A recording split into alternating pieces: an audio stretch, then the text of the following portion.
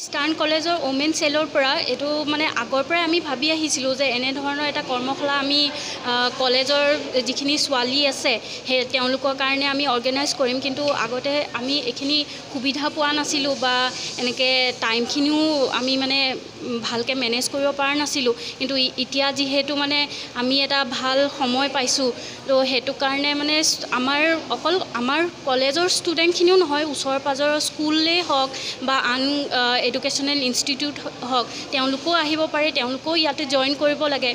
আৰু এইটো মানে আমি আগৰ পৰাই ভাবি আহিছোঁ যে আজিকালি ছোৱালী আগৰ নিচিনা ঘৰত বহি নাথাকে, তো কলেজ হওক বা চাকৰি ক্ষেত্ৰতে হওক আমি ওলাই যাব লাগে।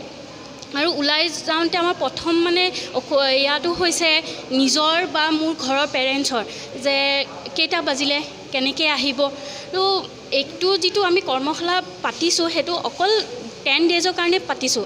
তো এইটো নহয়, এনেকুৱা নহয় যে আমি 10 ডেজত গোটেইখিনি শিকি যাম, কিন্তু ষ্টিল আমাৰ এটা কনফিডেঞ্চটো অলপমান আগতকৈ যিটো 0 হৈ আছিলে সেইটো 2 লৈকে যাব।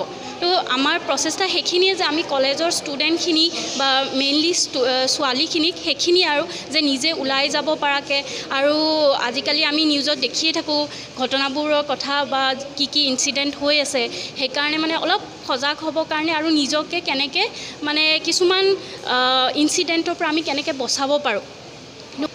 এতিয়া ক'ব গ'লে চাওক, অকল যে নাৰীসকলে ঘৰত থাকিব বা ভাত বনাব বা ঘৰৰ কাম কৰিব সেইটো নহয়। আজিকালি আপুনি ক'ব গ'লে সকলোৱে ওলাই যাব লাগে, যেনেকৈ একদম চিম্পল হাউচৱাইফ এজনীও ৰেচনৰ কাৰণে ওলাই যাব লাগিব, ল'ৰাটো টিউশ্যনতো থ'ব যাব লাগিব, বা ছোৱালীজনী কিবা এটা অসুবিধা হৈছে কলেজত বা স্কুলত, কাৰণ যিজন মেইল পাৰ্চন থাকে সেইজন সদায় কি হয় নিজৰ কাম বা ছাৰ্ভিচৰ কাৰণে সদায় ঘৰত এভেইলেবল নাথাকে। তো বহুত ক্ষেত্ৰত আমাৰ ঘৰত থকা মহিলাগৰাকীয়ে কিছুমান ক্ষেত্ৰত ওলাই যাব লাগে। প্ৰয়োজন মানে আজিকালিতো মানে আটাইতকৈ বেছি মানে পঢ়াৰ লগত সমৰ কলাটো সমানেই প্ৰয়োজন বুলি মই ভাবোঁ। আৰু আমাৰ ইষ্টাৰ্ণ কাৰ্বি আংলং কলেজৰ ওমেন চেলৰ আণ্ডাৰত আমি 10 দিনীয়া এটা taekwondo self defence of women ছাত্ৰ ছাত্ৰীৰ ছেল্ফ ডিফেন্সৰ কাৰণে আমি প্ৰগ্ৰামটো ৰাখিছোঁ। 10 দিনীয়া আমাৰ ৱৰ্কশ্বপ হ'ব, আৰু এইটো আমাৰ ফাৰ্ষ্ট বেচ। ইয়াৰ পিছত আমাৰ এইটো বেচ শেষ হ'লে পৰ্যায়ক্ৰমে আমি আৰু আমাৰ যিখিনি ছাত্ৰী আছে, তো সেইখিনি ছাত্ৰীকো আমি এই পৰ্যায়ক্ৰমে আমি তেওঁলোককো আমি প্ৰশিক্ষণ দিয়াৰ ব্যৱস্থা কৰিম। আমি 30জন বা 35জনীয়া এটা বেচ আমি প্ৰথমতে আৰম্ভ কৰিছোঁ। তো ইয়াৰ পিছত ছেকেণ্ড বেচত কিমান ষ্টুডেণ্ট আহে আমি এইটো চাই ল'ম, তাৰপিছত আমি আগবাঢ়িম।